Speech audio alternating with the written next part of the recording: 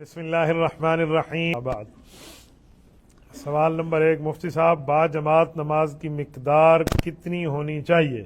کچھ امام جلدی کچھ امام آہستہ پڑھاتے ہیں، شرعی طور پہ کتنا وقت ہونا چاہیے؟ حدیث پاک میں ہے کہ جو بندہ امامت کرے اسے چاہیے مختصر نماز پڑھائے. رسول اللہ صلی اللہ علیہ وآلہ وسلم کا فرمان یہی ہے کہ نماز امامت والا بندہ مختصر نماز پڑھائے. رسول اللہ صلی اللہ علیہ وسلم نے اس کی وجہ بتائی ہے.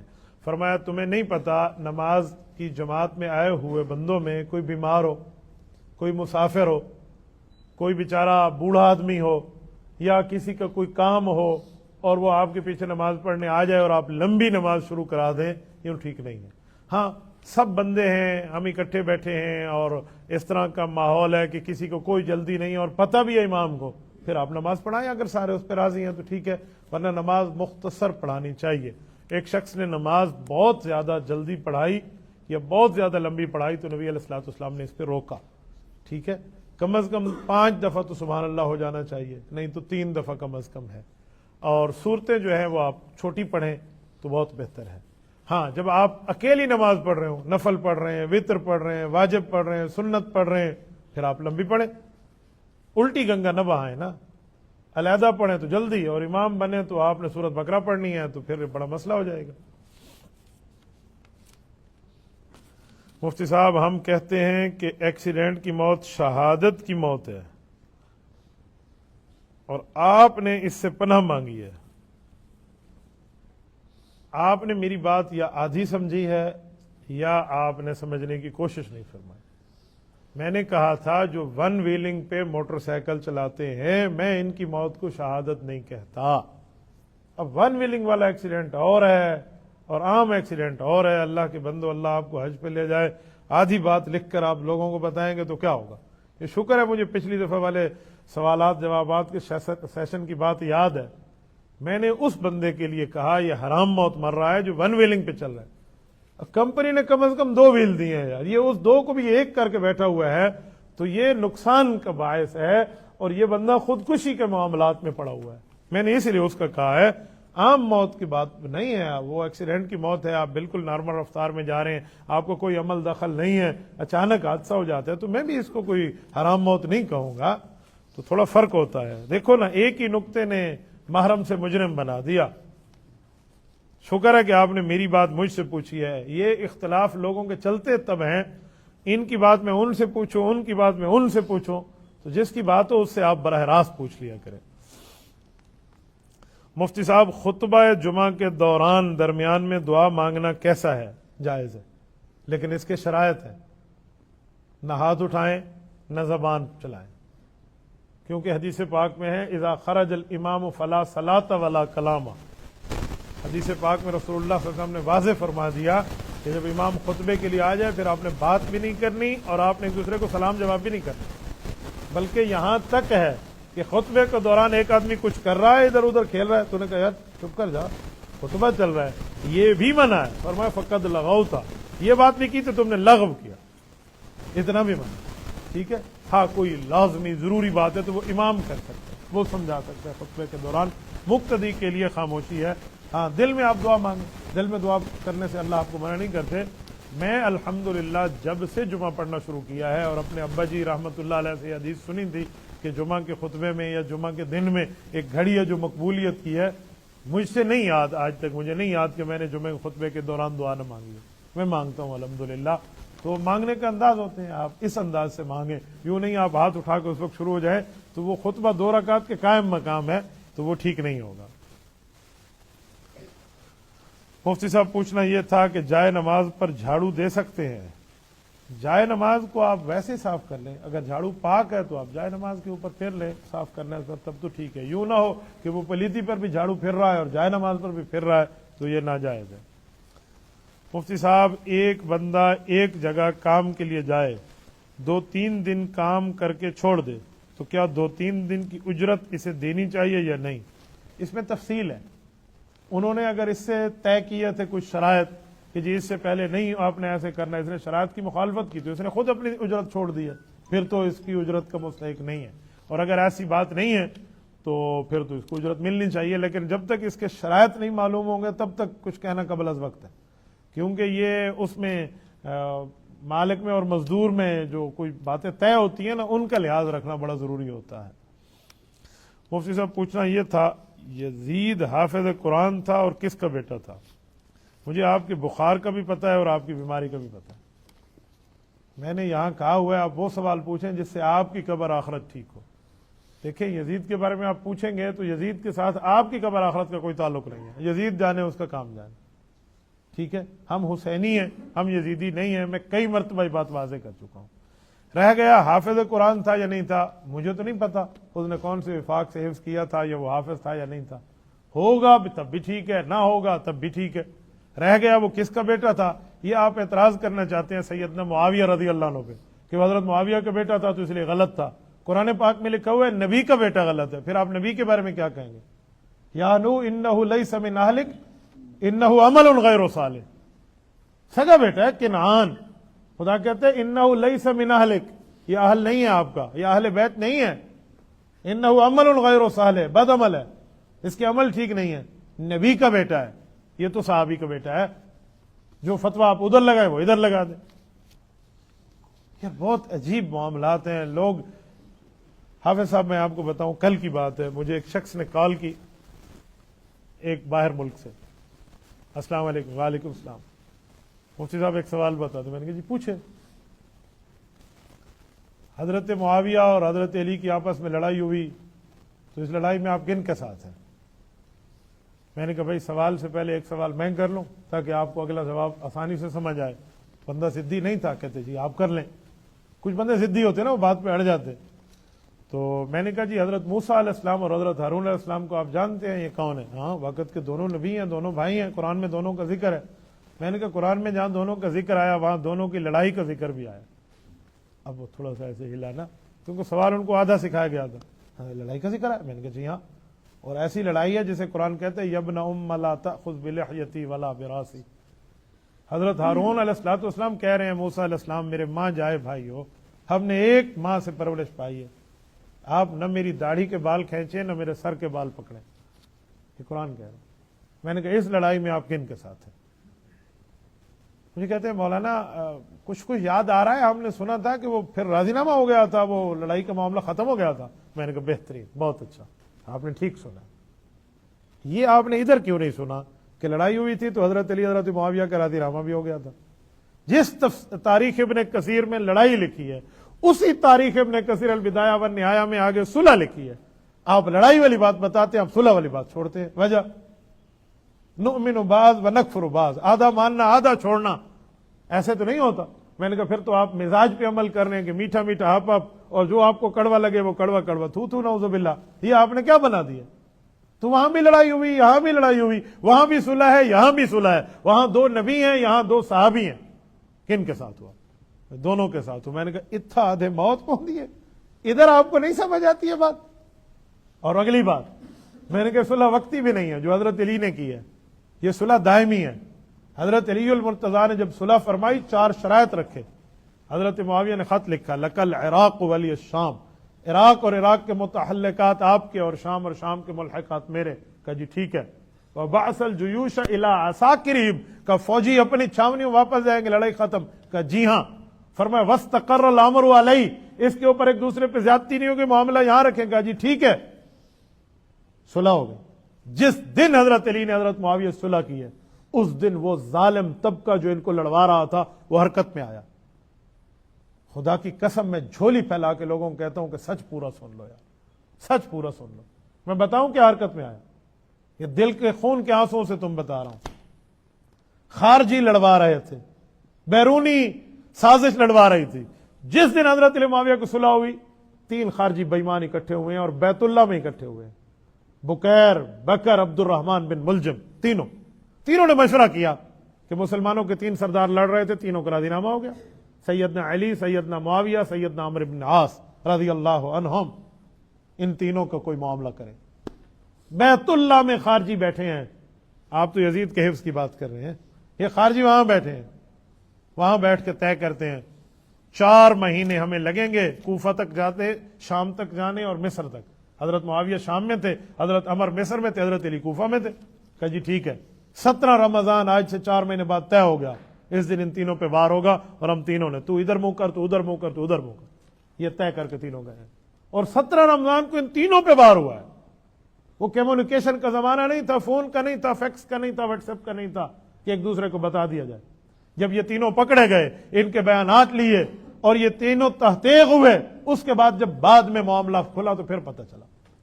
حضرت علی المرتضیٰ پہ 17 رمضان کو حملہ ہوتے، حضرت علی زخمی ہو جاتے، امام حسن رضی اللہ تعالیٰ عنہ اس قاتل کو پکڑ لیتے ہیں، عبد الرحمن بن بلجم اس کا نام ہے. حضرت علی نے فرمایا زندہ رہا تو خود طے کروں گا، فوت ہو گیا تو اس کے ساتھ بھی اس کے شریعت کا عمل پورا کریں. حضرت علی شہید ہو گئے.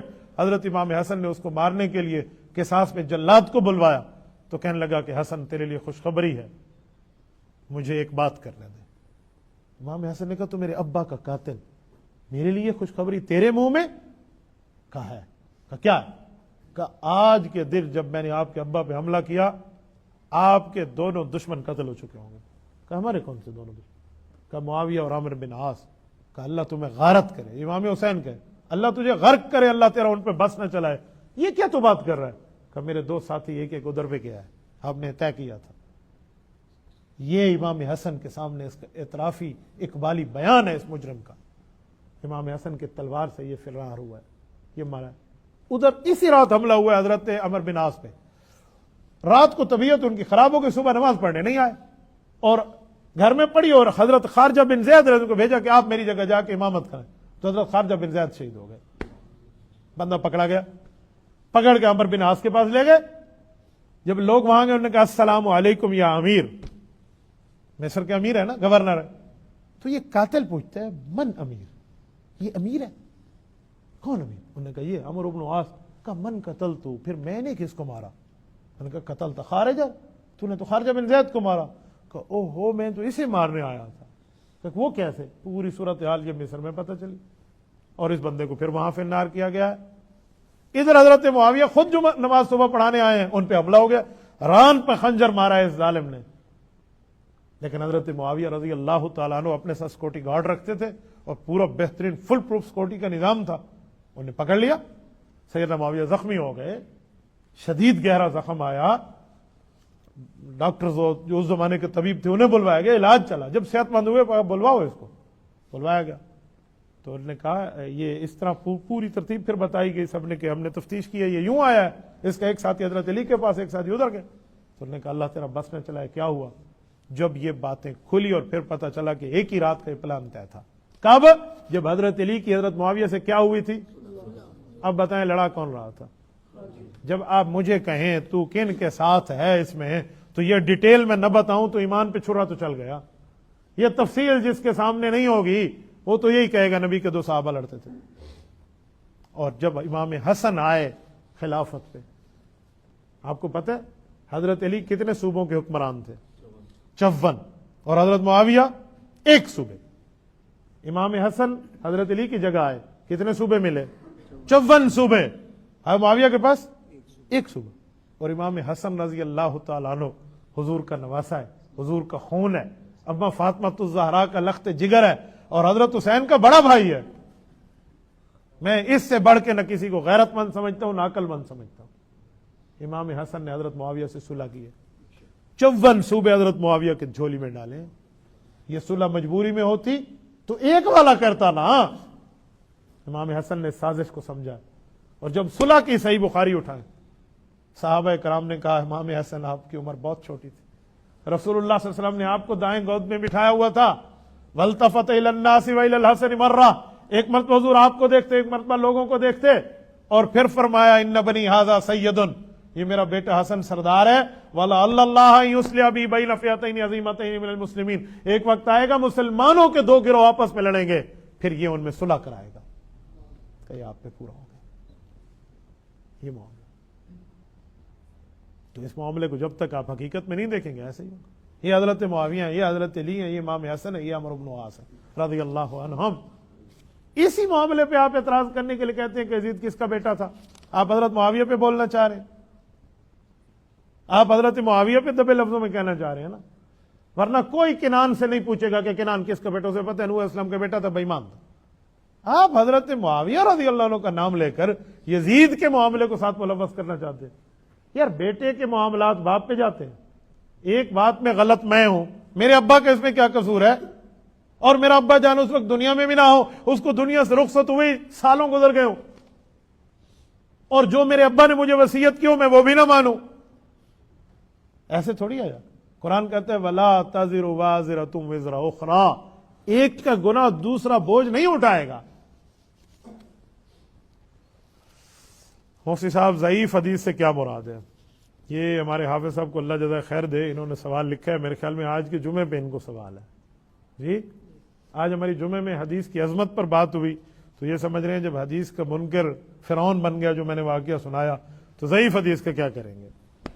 دیکھو پیغمبر کی حدیث حدیث ہوتی ہے, ضعیف سند ہے, سند ہے, راویوں کا مسئلہ ہے. فرمان پیغمبر اپنی جگہ ہے, تو جب راویوں میں مسئلہ آ جائے گا تو دیکھا جائے گا کہ کیا اس طرح کی روایت کوئی اور ٹھیک راوی بھی کر رہے ہیں, تو ایک روایت ضعیف ہے, اس کی 2-4 سندیں مضبوط مل گئی ہیں تو ہم کہیں گے حدیث بالکل ٹھیک ہے, اللہ اللہ خیر صلی اللہ. ضعیف سند ہے تو مجھے اس سے کوئی پرابلم نہیں ہے. میں مثال بلا تشبیہ و مثال سمجھانے کے لیے کہتا ہوں, میری بنیان اگر پھٹی ہوئی بھی ہے تو میری قمیض آ گئی, اوپر جرسی آ گئی ہے, سردی ختم ہو گئی, بنیان کے پھٹے ہوئے کا کیا تعلق, تو مسئلہ پھر بھی اپنی جگہ ثابت ہوگا.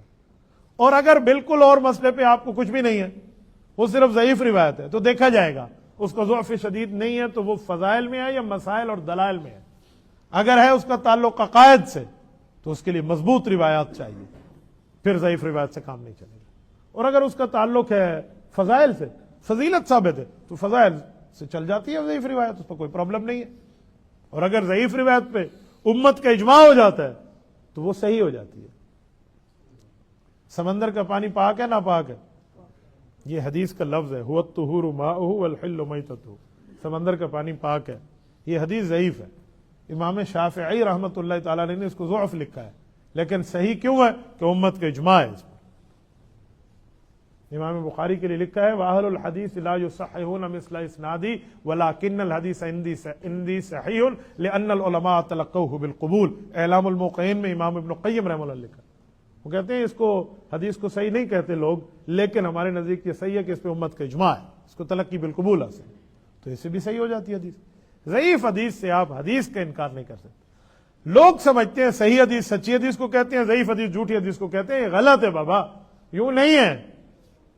صحیح اور ضعیف حدیث بعض اوقات سچی ہوتی ہے, جو جھوٹی روایت ہے اس کو موضوع حدیث کہتے ہیں. موضوع روایت, من گھڑت روایت, گھڑنت روایت, بنی ہوئی روایت, وہ لفظ اور ہے.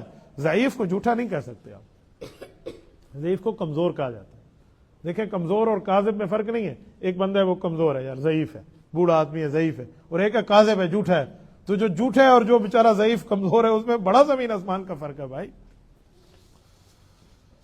مفتی صاحب پسند کی شادی سے ماں باپ راضی نہ ہوں تو پھر کیا کریں؟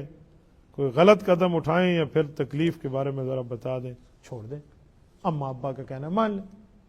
آپ جہاں پسند کر کے شادی کر رہے ہیں, امی بھی راضی نہیں ہے, ابا بھی راضی نہیں ہے, آپ ان کو رلا رہے ہیں, کل آپ کا بیٹی یا بیٹی بھی پسند کی شادی کرے گی یا کرے گا, پھر آپ بھی روئیں گے. جیسے کرنی ویسے بھرنی, نہ مانے تو کر کے دیکھ, جنت بھی یا دوزخ بھی, یا نہ مانے تو مر کے دیکھ. آپ اپنے ابا جان کے اماں جان کو رلا کے شادی کر رہے ہیں, کیسی شادی ہے؟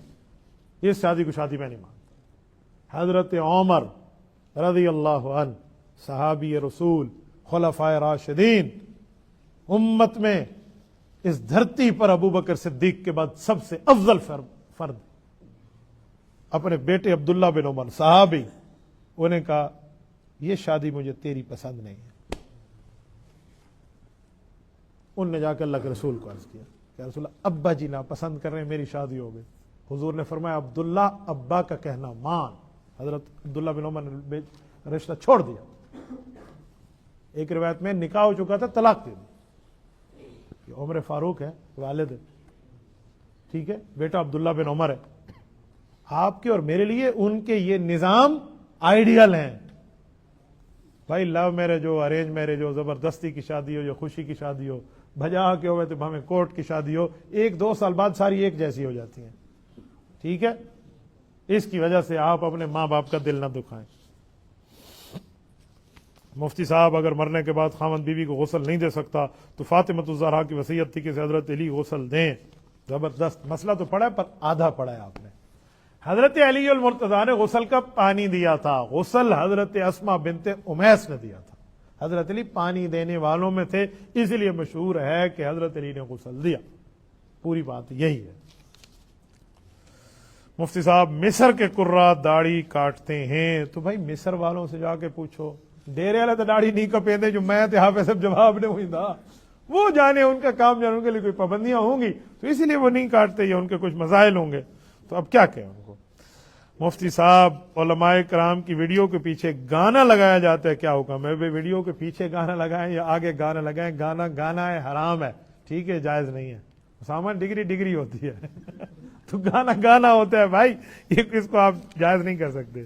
مفتی صاحب آپ کے سوال کے جواب کے کلپ پر ایک شخص نے لکھا ہے کیمنٹ میں کہ سنت نماز شروع سے ہے نہیں, صرف فرض ہے, نفل ہے, اس بارے میں وضاحت کرو. بھائی کیمنٹ آپ پڑھتے ہوں گے, میں تو نہیں پڑھتا. اب کیمنٹ پڑھنے کے چکر میں بندہ بیٹھ جائے, کوئی کیمنٹ کرے, اس کیمنٹ کے اوپر بندہ اپنے موقف کو بدل لے, تو کتابیں کس لیے پڑھی ہیں, قرآن سنت کس لیے پڑھا ہے, حدیث کس لیے پڑھی ہے. کیمنٹ کے اوپر معاملہ نہ چلایا کریں. اور بات بھی آپ کی پوری نہیں ہے کہ میں جواب دے سکوں. مفتی صاحب دوران نماز امام صاحب کسی وجہ سے اگر کھڑے نہیں ہو پا رہے تو بیٹھ کر مکمل کر سکتے ہیں, مقتدی کو آگے کیا کرنا چاہیے؟ ظاہری بات ہے, وہ بیچارہ بیٹھ گیا تو مقتدی کھڑے ہو کے اپنا پڑھ لیں, اللہ اللہ خیر صلی اللہ, وہ بیٹھ کے پڑھائے گا. اب درمیان میں اس کو کوئی عذر آ گیا نہیں تو اپنا خلیفہ بنا لے, پیچھے سے کسی کو پکڑے آگے کر دے. اس لیے کہتے ہیں امام کے ساتھ وہ بندے ٹھہریں جو امام کو نماز میں کچھ مسئلہ ہو تو کسی کو پکڑ کے آگے کر سکے. امام کے ساتھ وہ ٹھہرے, الچٹوں میں ڈگر نہ ٹھہرے جس کو پتہ ہی نہ ہو کہ نماز مکمل کیسے کرانی ہے. جو شخص اذان دے کیا لازمی ہے وہی اقامت کہے, تکبیر پڑھے؟ کچھ لوگ اذان کے بعد تکبیر نہیں کہنے دیتے. مناسب تو یہی ہے کہ اس سے اجازت لے کے آپ پڑھ لیں, ورنہ وہ آپ کوئی بزرگ بوڑھا آپ سے لڑ پڑے گا. مناسب یہی ہے کہ آپ اس سے اجازت لے لیں. لازمی, فرض, واجب, ضروری نہیں کہہ رہا, مناسب یہی ہے کہ اس سے آپ اجازت لے لیں. یہ درمیانہ مسئلہ ہے تاکہ رولا شولا بند تھی وجہ. مفتی صاحب کے اسکول میں بچوں سے ایک کلاس سے دوسرے کلاس میں پروموشن کرنے کے نام پہ پروموشن فیس لی جاتی ہے, شریعت میں اس کا کیا حکم ہے؟ بھائی یہ پورے مافیا ہے, مافیا, یہ عام لوگ نہیں ہیں. یہ ان ترتیبوں میں آپ دیکھیں گے تو ان مافیاز کے ساتھ آپ کا واسطہ پڑے گا. میرا تو واسطہ ہے نا, میرے تو الحمدللہ کئی بچے اسکولوں میں, تو ہمیں سمجھ آتی ہے آج ٹیسٹ ہے اتنی فیس, آج ایک نارملی ٹیسٹ ہے اتنی فیس, آج گرینڈ ٹیسٹ ہے اتنی فیس, آج ایئرلی ٹیسٹ ہے, اینول ٹیسٹ ہے, منتھلی ٹیسٹ ہے. لو جی, سارے مافیا ہے نا سمجھ ہمارے بچوں کا. ہاں, کتابیں بھی اپنی دیں گے, کتابیں ہم چھاپ, وہی کتاب ہے وہ بازار سے مل رہی ہے چھپی ہوئی, وہی کتاب ان کے نام سے چھپی ہوئی ہے, بدو کیلے تو ایک امب اگو پیچھو چھاپا نے, بھائی یہی ہے. تو یہ پورا ترتیب ہے بھائی, اس سے ساری دنیا ڈسی ہوئی ہے, صرف آپ نہیں ہیں. مفتی صاحب کیا غیر سید اپنے نام کے ساتھ سید بادشاہ لکھ سکتا ہے؟ اگر اس کا نام سید بادشاہ ہے تو لکھ سکتا ہے, اور اگر وہ قوم کے طور پہ سید لکھتا ہے تو ٹھیک نہیں ہے. ہمارے دوست ہیں احمد شاہ, تو میں نے ان کو کہا آپ سید ہیں, تو کہنے لگے نہیں استاد جی بس وہ مجھے ابا نے شاہ میرے نام کا حصہ بنایا. تو میں نے کہا جی ٹھیک ہے, نام کا حصہ ہے نا, وہ آپ سید والا نام نہیں ہے. تو اگر وہ سید سے مراد قومیت لکھتے ہیں تو غلط, کیونکہ قوم بدلنے کا معنی ہے اپنا ابا کو بدلنا. ٹھیک ہے, فادر چینجنگ بن جائے گا, تو فادر چینجنگ تو بہت بری ہے, تو قوم بدلنے والا مسئلہ چھوڑ دیں. مفتی صاحب لوگ فیس بک پر اللہ کے نام کے ساتھ یہ لکھتے ہیں کہ اللہ پاک کے گھر کی ویڈیو انٹرنیٹ پر ڈالتے ہیں, کہتے ہیں ویڈیو شیئر نہیں کی تو آپ کی ماں مر جائے گی, شیئر نہیں کرے گا تو ویڈیو کس کو, کوئی ماں شاہ نہیں مرتی ہوئے, ایسے ڈرامے بازی ہے. کسی کے شیئر کے ساتھ کسی کا ابا مر گیا, کسی کی امی مر گئی, ایسی تھوڑی ہے. یہ کوئی اسرائیل سے ٹھیکیداری لے کے بیٹھے ہوئے ہیں, یہ اپنی چیز کو پروموٹ کرنے کی بات ہوگی, ماں مر جائے گی. ایک میں آپ کو بتاؤں, میرے بچپن کی بات ہے, میں چھوٹی عمر میں ہوں گا اپنے بیٹے جتنا اتنا, مجھے گلی میں سے ایک شخص نے ملاقات میں ایک پرچہ دیا. وہ پرچہ لکھا ہوا تھا کہ شیخ احمد کا وصیت نامہ, شاید آپ لوگوں نے بھی دیکھا ہو, اس وقت یہ بٹتے تھے. اس پہ لکھا ہوتا شیخ احمد ایک بزرگ ہیں, اللہ والے ہیں, فلاں ہیں فلاں ہیں, ان کو خانہ کعبہ شریف میں حضور کے اسلام کی پتہ نہیں روزہ رسول میں زیارت ہوئی, اور انہوں نے کہا قوم نماز پڑھے, روزہ رکھے, سبحان اللہ پڑھے, الحمدللہ, اور جو یہ خبر آگے 10 بندوں کو پہنچائے تو بہت اچھا, اور نہ پہنچائے گا تو اس کی ٹانگ ٹوٹ گئی ادھر ادھر. میں نے اس کی 100 کاپیاں فوٹو اسٹیٹ کرائیں, جتنے پیسے گولا کے بیان بھان کے اکٹھے کی تھے فوٹو اسٹیٹ کرا کے. اس زمانے میں فوٹو اسٹیٹ بہت بڑی چیز ہوتی تھی, جس زمانے میں بٹنے والا موبائل بھی نہیں ہوتا تھا. آپ اندازہ لگیں فوٹو اسٹیٹ کیا ہو. میں اتنی کاپی کرا کے تقسیم کرنا گھر سے شروع کیا, ہمارے اورنگزیب کو اللہ پاک مغفرت فرمائے، ہمارے محلے کے دکاندار تھے، پکوڑے بناتے تھے، بچپن میں ہم نے ان سے بڑا انجوائے کیا ہے، آج وہ فوت ہو گئے، اللہ اس کی قبر پہ کروڑوں اور رحمت نازل فرمائے، ہمارے محلے کی شان تھے۔ میں نے اورنگزیب کو دیا، اور اورنگزیب اگلی گلی میں گھوما اور ابا جی کو دیا، مجھے نہیں پتا تھا ابا جی کو مل، ابا جی نے اورنگزیب کو سر گنا، وہ مجھے آ کے بلا لیا، میرے ہاتھ میں اتنی پوری بنڈل فوٹو اسٹیٹ کا، کیا کر رہے ہو؟ نیکی کا کام کرے تھا، کیا نیکی کا کام کر رہے ہو؟ میں نے کہا ابا جی نے وصیت نامہ پڑھا، مجھے کہا میں ایک بات کہوں تمہیں، میرے والد کی پیدائش 1917 ہے، 1917، مجھے کہنے لگے بیٹا یہ جھوٹ ہے، میں بڑا حیران ہوا، میں نے جھوٹ ہے کیسے؟ کہنے لگے میں تیری عمر کہوں گا اس وقت بھی اس طرح کسی شیخ احمد نے خواب دیکھا تھا اور ہمیں کہا تھا اس کی آگے نقلیں کروا کے چلوا دو، یہ شیخ احمد کوئی نہیں ہوئی، سب شے کوڑی۔ تو والد صاحب نے ہمیں سمجھایا، شروع میں تو ہمیں برا لگ رہا تھا، آج سمجھ آ رہا ہے کہ یہ شیخ احمد کی وصیت نامے یہ نئی ترتیبوں پہ شروع ہو گئے، جیسے اس نے لکھا نا ماں مر جائے گی، اب وہ بیچارہ زور زبر سے شیئر کرے گا، نہیں تو ماں مر دی ہے، تو اس سے اماں جی کے مرنے کا کوئی تعلق نہیں ہے بھائی۔ مفتی سے سوال، ایک شخص نے حضرت حسین رضی اللہ عنہ کی انگلی مبارک سے انگوٹھی نکالی، وہ نہیں نکلی تھی تو اس نے انگلی کاٹ دی، اور وہ قوم بلوچ قوم تھی، تفصیل سے بتائیں۔ جھوٹ ہے بھائی، ایسا کچھ بھی نہیں ہے، خواہ سے آپ مجھے بلوچوں سے لڑواؤ گے، ایسا کچھ بھی نہیں، میں تو بلوچ قوم کی بڑی عزت کرتا ہوں، آپ کو پتہ ہے بلوچ بلاش بلا شی، ان کی پوری تاریخ ہے، تاریخ بلوچ پڑھے نا، یہ فی سبیل اللہ لوگوں کے ساتھ اچھائی کرتے تھے، تو اس لیے ان کو بلا شی کہتے تھے، بلاش، بغیر کسی عوض کے لوگوں کے ساتھ اچھائی کرنا۔ تو یہ تو بڑی قوم ہے بھائی، سرداری قوم ہے، تو ایسا نہیں ہے کہ آپ ان کو قاتلین حسین میں ڈال دیں۔ تو پہلے تو انگلی کٹنے والی بات بھی میں نے کہیں نہیں پڑھی کسی معتبر روایت میں، آپ نے پڑھی ہے تو آپ حوالہ دے دیں نیچے، ایسے آپ کو یہ دنیا میں عجیب بات، کبھی پٹھانوں پہ لطیفے، کبھی سرداروں پہ لطیفے، کبھی بلوچ پہ، کبھی فلاں پہ، قومیتوں کے چکر نہیں لڑنے چاہیے بھائی۔ مفتی صاحب پوچھنا یہ تھا کہ سید کو خیرات صدقہ نہیں دینا چاہیے، ان پہ نہیں لگتی، تفصیلی بتائیں۔ سید پہ زکوٰۃ تو نہیں لگتی، نفلی صدقے کا معنی ہے ہدیہ، ہدیہ تو آپ اسے دے سکتے ہیں، بہترین محجبین دل نشین انداز میں سید کو دیں، وہ تو آل رسول ہے، ان کی تو عزت کرنی چاہیے، ٹھیک ہے، نفلی صدقہ آپ دے سکتے ہیں، باقی زکوٰۃ نہیں دے سکتے۔ یہاں ایک اور بات بھی کہوں، ایک سید نے مجھ سے پوچھا کہ حضرت سید کو زکوٰۃ دے سکتا ہے؟ کہ عام بندہ نہیں دے سکتا، سید میں کہ جی سید بھی سید کو زکوٰۃ نہیں دے سکتا، نبی علیہ الصلوۃ والسلام نے اس پر فرما دیا، تو نبی کا آرڈر اور لوہے کا گارڈر، اس کو کوئی مولوی چینج نہیں کر سکتا۔ مفتی صاحب، جمعرات یا جمعہ کو یا ماہ رمضان میں فوت ہونے والے کا قبر میں حساب نہیں ہوگا، جو حساب ہوگا وہ محشر میں ہوگا؟ جی اس طرح کی روایات آتی ہیں، حدیث میں ہے، باقی اللہ کے ہاں معاملہ ہے کہ ایک بندہ مسلمان ہے اور جمعرات کو فوت ہوا ہے یا رمضان میں فوت ہوا ہے، تو میرے خیال میں حدیث میں اس کے لیے چیز موجود ہے تو ماننی چاہیے۔ اب زیادہ تفصیل کہ اس کا سارے گناہ بخشے گا یہ وہ، بھئی یہ اللہ کا معاملہ ہے، آپ کا اور میرا نہیں، ہم آخرت کے مسئلوں کو بانٹنے کے لیے نہیں بیٹھے، تو جتنی بات ہم نے پڑھی ہے اتنی بات بتا دی ہے، باقی معاملہ اللہ کے حوالے ہے۔ مفتی صاحب پوچھنا یہ تھا، ٹرمپ نے پیس بورڈ بنایا ہے، پاکستان نے بھی شمولیت کی ہے، ہمارا ملک بھی امریکہ کے ساتھ ظلم میں شریک ہے، ہم کل بھی اس پیس بورڈ کے معاملے سے بری تھے، ہم آج بھی بری ہیں، ہم ٹرمپ کے محتاطی میں جہاں نیتن یاہو جیسا کسائی بیٹھا ہو اس بورڈ کے اوپر لعنت کرتے ہیں، جس نے جو دفعہ لگانا ہے ایک نہ 10 دفعہ لگائے، مجھے کسی کے دفع شفے کو دفع کرنا آتا ہے، اسے پیچھے ہونا نہیں آتا۔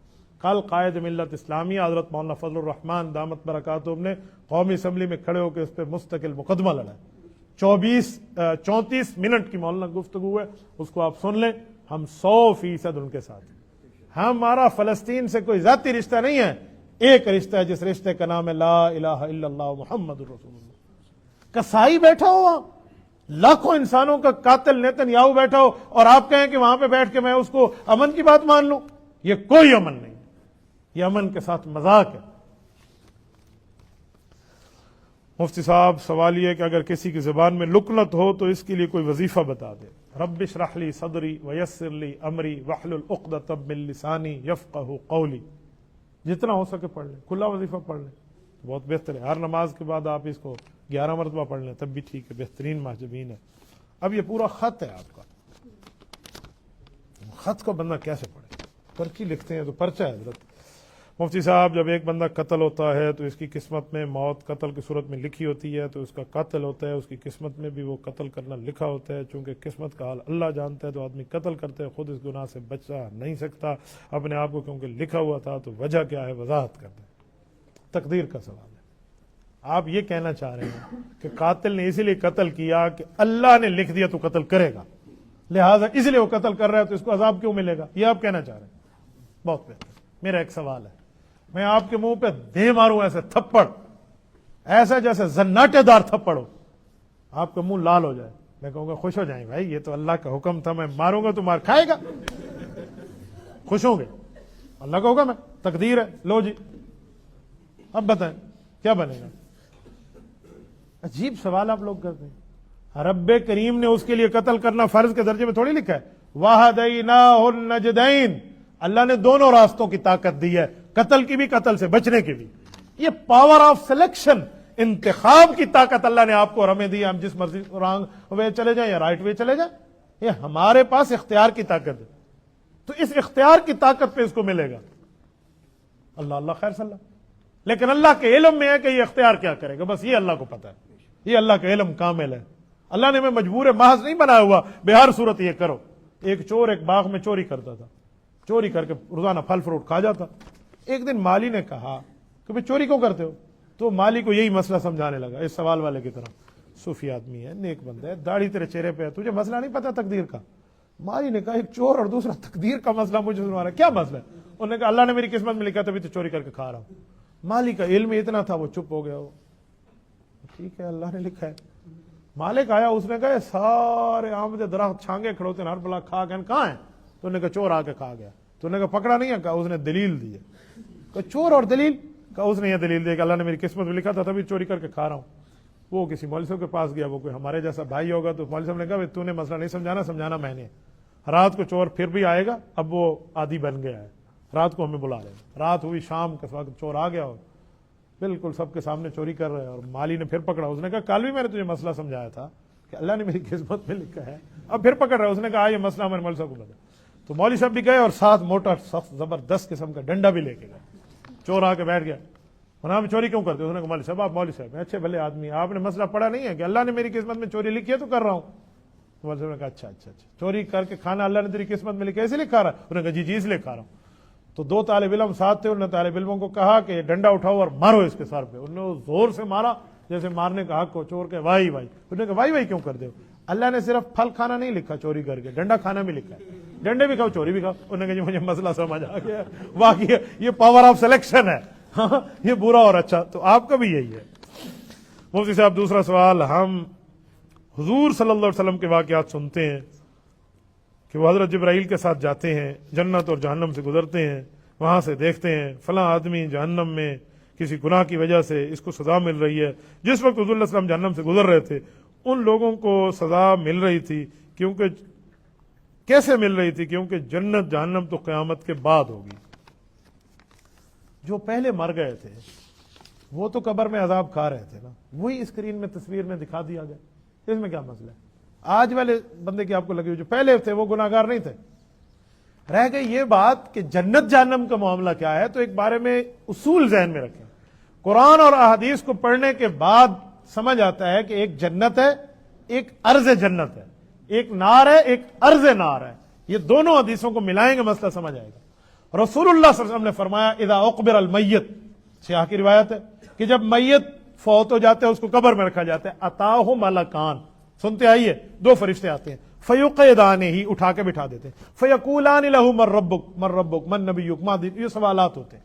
تو حضور علیہ السلام نے فرمایا اگر وہ جواب دیتا ہے تو کیا کہا جاتا ہے؟ صحیح جواب دیتے، کہتے ہیں کیا ہے؟ کہتے ہیں افرشوا لہ من الجنہ، جنت کا بستر دے دو، والبسوا لہ من الجنہ، جنت کا لباس دے دو، وردی جنت کی پہنا دے، وفتحوا لہ بابا الی الجنہ، جنت وہاں رہے گی، مردہ یہاں رہے گا، پر اس کی کھڑکی کھول دیں، برانچ بنا دیں، ہیڈ آفس وہ ہے اور یہ برانچ ہے، فیأتیہ من طیبہا وروحہا، جنت کی خوشبوئیں اس کو آتی رہیں۔ اور فرمایا اگر بندہ کافر منافق یہ جواب نہیں دیتا تو فرماتے افرشوا لہ من النار، جہنم کا لباس دو، والبسوا لہ من النار، جہنم کا لباس دو، افرشوا من النار، جہنم کا بستر دو، وفتحوا لہ بابا الی النار، جہنم کا دروازہ کھول دو، جہنم باہر ہے، بندہ یہاں ہے، فَيَأْتِيهِ مِن سُمُومِهَا وَحَرِّهَا، وہاں کی تکلیفیں اور برائیاں اور بدبو اور آگ کی تکلیف اس تک آتی رہے گی۔ یہاں سے پتا چلا کہ جنت ہیڈ کوارٹر کا نام ہے، جہنم ہیڈ کوارٹر کا نام ہے۔ یہ قبر کا معاملہ یہ ارض نار ہے یا ارض جنت ہے، یہ برانچ بنا دی جاتی ہے، شاخ بنا دی جاتی ہے۔ تو یہ چیزیں دکھا دی گئی، اللہ اللہ اور خیر صلی اللہ۔ اور جب قیامت کے دن ہوگا تو پھر جنت جہنم کو دخول ہوگا، اللہ جہنم سے محفوظ فرمائے، جنت عطا فرمائے۔ قرآن پاک میں نہیں ہے النار یعرضون علیہا غدوا وعشیا، فرمایا فرعونیوں کے اوپر صبح شام آگ پیش ہوتی ہے، یعرضون ارض نار ہے، ویوم القیامت پڑھیے وَيَوْمَ تَقُومُ السَّاعَةُ أَدْخِلُوا آلَ فِرْعَوْنَ أَشَدَّ الْعَذَابِ، قیامت کے دن کو جہنم کا عذاب سخت دیا جائے گا۔ تو وہ دخول نار ہوگا، ابھی ارض نار ہے، وہ دخول جنت ہوگا، ابھی ارض جنت ہے۔ تو وہ ارض جنت کی تصویر رسول اللہ صلی اللہ علیہ وسلم کے سامنے گویا فوٹیج چلا دی گئی، یا حضور پاک علیہ السلام نے خود دیکھا، جو بھی ترتیب ہے فرمایا دیکھا، تو اس ترتیب پہ حضور علیہ السلام نے اس کو دیکھا۔ اس دیکھنے میں تو کوئی مسئلہ نہیں۔ یہ آپ کی ساری پرچیوں کے بعد ایک پرچی میری بھی ہے جو میں نے آپ کو سنا دیا۔ میرے ساتھ ایک مسئلہ چل رہا ہے پچھلے کوئی 4 5 6 ماہ سے۔ یہاں مجھ سے ایک شخص نے سوال کیا، اس سوال کا جواب میں نے دیا اور اپنا نمبر، موبائل نمبر بتا دیا۔ انہوں نے کہا جی پوچھنا ہے تو موبائل نمبر، یہ ایسے سمجھے مجھ سے غلطی ہوئی۔ اللہ پاک معاف کرے، لوگوں کے سوالات ایسے ہیں، میں تو ڈر گیا ہوں کہ ان کو کیا جواب دوں۔ یہ میں آپ کے سامنے میسج پڑھوں آپ حیران ہو جاؤ گے۔ میسج ہے کہ حضرت میں امی سے لڑا ہوں، ابا سے لڑا ہوں، میں خودکشی کرنے جا رہا ہوں، مجھے آخری دفعہ کلمہ پڑھا دیں۔ اب یہ بندہ خودکشی کر رہا ہے، میسج مجھے کر رہا ہے، میں اس کو جانتا تک نہیں ہوں۔ یہ مر گیا، پولیس نے اس کا ڈیٹا چیک کیا، ڈیٹے میں آخری میسج اور آخری کال تو مجھے ہوا ہے۔ اچھا تو پھٹے لگ گئے۔ جس وقت میرا جواب کی ریکارڈنگ آئے گی اس وقت تو ہم جیل میں بیٹھے ہیں نا۔ یہ سوالات ہے، اس لیے میں نے آپ کو لوگوں کو نمبر دی۔ یہ ایک بندہ نہیں ہے، میں اللہ کے گھر میں بیٹھا ہوں، ملک غیر ملک سے لوگ خودکشی کے مسئلے پوچھتے ہیں۔ حضرت کیا یورپ، کیا کینیڈا، کیا امریکہ، کیا پرتگال، اور کیا نام ہے اپنا جرمنی، بون، میں ان آپ کو سٹیز کے نام بتاؤں آپ حیران ہوں گے۔ خودکشی، زنا، اس طرح کے کوئی جائز صورت بنا دیں حضرت، بغیر نکاح کے بس کوئی ترتیب ہو جائے، سیکچول پاور کی ڈیزالونگ، انا للہ و انا الیہ۔ میں ان مسائل کے لیے بیٹھا ہوں بھائی، میں تنگ ہو گیا ہوں اللہ کا۔ ایک دن میں کتنی کال ہے، میں مسجد میں بیٹھا ہوں، میں کیوں آپ کے سامنے جھوٹ بولوں؟ او 447 اس ٹائم آ چکی ہیں، 447 جمعے کے دوران بیٹھا ہوں، 450 کال، یہ 2 گھنٹے کی بات ہے۔ ایک رات میں 1000+ کالز ہو جاتی ہیں ایک رات میں۔ کتنے بندوں کو بتاؤں گا، کن کو سمجھاؤں گا؟ اچھا سمجھاؤں بھی تو مسئلہ ٹھیک سمجھاؤں نا۔ ایک بندے کو خودکشی کا مسئلہ سمجھاؤں۔ ایک بندے نے مجھے کہا کہ میرے ابا کو اس شخص نے قتل کیا ہے اور میں جانتا ہوں، مولانا مجھے اسلامی طریقہ بتا دے اس کو کیسے گولی مارو۔ جی لو مت تیج مار، تو میں تھا کام پورا کروں۔ یہ فرقان کے کام دے کہ مت تیج مار، بھائی یہ صورتحال ہے۔ اب اس بندے کو کیا اسلامی طریقہ سمجھو؟ اور وہ کہہ رہے ہیں میں باہر ملک ہوں اور میں باہر ملک سے آؤں گا اور میں نے اس کو فیر مارنا ہے۔ اللہ اس کو حج پہ لے جائے، ہدایت دے۔ میں اب اس کو جواب ہاں دوں یا نہ دوں، لیکن جب بھی یہ پکڑا گیا، اس کا ڈیٹا کھلا، تو اس کا یہ میسج مجھے ہی ہوا ہے نا، میں تو سرکاری طور پہ گیا۔ حافظ صاحب میں نے تو اس نتیجے پہ اپنے آپ کو پہنچا دیا ہے کہ میں آئندہ سوالات کے جوابات فون پہ نہیں دوں گا۔ جس نے پوچھنا ہے وہ یہاں آگے پوچھے، بائی فیس پوچھے، فیس ٹو فیس مجھ سے پوچھے، یا اپنے کسی قریبی عالم کے پاس جا کر پوچھے۔ ہمیں اس تکلیف میں نہ ڈالو بھائی۔ سعودی عرب سے ایک شخص ہے، مجھے کال کی، حضرت استاد جی میں نے اپنی بیوی کو 30 مرتبہ طلاق دی ہے، 30 مرتبہ۔ میں 2 سال ہو گئے، مجھے تو پتہ ہی نہیں تھا۔ میں تو فلاں عالم نے مجھے بتایا، ایک بہت بڑے عالم کا نام لیا، میڈیا پہ ان کا نام ہے، انہوں نے مجھے بتایا تیری تو طلاق ہو گئی۔ پھر میں ایک اور مفتی کے پاس گیا، پھر بریلوی، دیوبندی، فلاں فلاں سب کے پاس گیا، سب نے کہا طلاق ہو گئی۔ تو اب میں سوچتے سوچتے اس نتیجے پہنچا، میں نے نیٹ پہ آپ کو سرچ کیا کہ آپ کے دلائل بڑے مضبوط ہیں، آپ کوئی حال نکال دیں بیوی واپس آ جائے۔ 3 دفعہ طلاق کا ٹھوک کے تو بیوی کو مفتی عبدالواحد کھلا دے۔ میں نے اسے کہا بھائی مذاق کی بات نہیں کیا کرو، خدا کے بندے آپ کے لیے کوئی گنجائش نہیں ہے۔ اچھا میں پھر خودکشی کر رہا ہوں اور میں مر گیا حرام موت، کل قیامت میں آپ ذمہ دار ہوں گے۔ یہ میسج لکھا اس نے، یہ میسج میں نے سنایا اپنے ساتھ والوں کو۔ یہ میں مری کی ٹھنڈک میں بیٹھا تھا اس دن، یہ کچھ دنوں پہلے کی بات ہے، مائنس چل رہا تھا، برف باری تھی وہاں۔ یقین مانے مجھے اس پریشانی میں ماتھے پہ پسینہ آ گیا، میں کیا جواب دوں گا اللہ کو؟ اس بندے کو کیسے سمجھا؟ ہر طرح سے بھائیوں میں نے اس کو سمجھایا، پیار سے، غصے سے، ترغیب سے، آیت سنا کے، حدیث سنا کے۔ نہیں وہ ایک ہی ٹھہری ہے، نہیں آئی لو ہر، مجھے اس بیوی سے بہت پیار ہے، میں چھوڑنا نہیں چاہتا، 6 بچوں کی ماں ہے۔ تو بے ایمان ہے، اس کو کیوں دی ہے طلاق؟ پھر تمہیں اتنی اچھی لگتی تھی تو اس کو اپنے ساتھ رکھتے، اور پھر میرے گلے میں ڈال تو نے طلاق کروائی۔ اب طلاق میں نے نہیں کرائی، میں نے مسئلہ بتایا، میری بیوی تھوڑی تھی کہ میں نے دی ہے، تیری تھی تو نے دی ہے۔ یہ حالات ہیں، اب ہنسنا بھی آتا ہے، رونا بھی آتا ہے۔ یہ آج میں نے طے کیا تھا کہ میں نہ آنے یار یہ بات کہوں گا، وہ لفظ بتا دیا، وہ نمبر بتا دیا، ملینز آف پیپل تک وہ نمبر دیا۔ ایک اور شخص کی بات آپ کو سناؤں، سنیں اب۔ اس کے ابا کی اس کی بیوی سے لڑائی ہوئی، یعنی سسر کی اپنی بہو سے، اور سسر نے چانٹا مار دیا بیوی اپنی بہو کو۔ یہ لو میرج کر کے لایا ہے، اور اس نے اپنے ابا کو لکڑی سے مارا ہے بیوی کے مارنے کی وجہ سے۔ جو بھی یہ مسئلہ اپنی جگہ، یہ مجھے کال کر کے کہہ رہا ہے حضرت کہ میرے ابا کو کوئی بات کہہ دے کہ وہ مجھ سے آ کر معافی مانگے، کیونکہ میں نے جوابی مارا ہے۔ میں نے اس کا ابا مجھے جانتا ہے، یہ باہر ملک سے بات ہے۔ اب میں نام لوں نا لوگوں تک پھر نام پہنچ جاتا ہے، تو راز رکھنا چاہیے نا کوئی چیزیں۔ یہ حالات ہیں حضرت، ایسے مسائل ہیں، مجھے شرم آتی ہے ممبر پہ بتاتے ہوئے۔ بیوی اپنے شوہر کے بارے میں کیا پوچھ رہی ہے، اور اس بیوی کو بھی میں اس حساب سے تو جانتا ہوں کہ ان کا نمبر ان کے خاوند کا میرے پاس ہے، وہ خاوند کے نمبر سے کال کر رہی ہے، وہ اور خاوند ان کے بارے میں کیا کہہ رہا ہے۔ یار لونگ ریلیشن شپ کے میں آپ کو جواب دوں؟ ہاں میں یاری کا حلال طریقہ بتا دوں، نکاح کے علاوہ، وہ بھی ساتھ شرط لگا نکاح کے علاوہ۔ بھائی میری اینڈ ہو گئی، مجھے اللہ سے ڈر کی وجہ سے رونا آتا ہے۔ ان سوالات کے جوابات میں نہیں دے سکتا، میں آئندہ جوابات نہیں دوں۔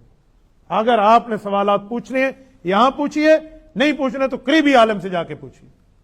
دنیا کے جوابات اس 2 نمبری کی وجہ سے میرے اوپر فرض نہیں ہے کہ میں آپ کو بتاؤں۔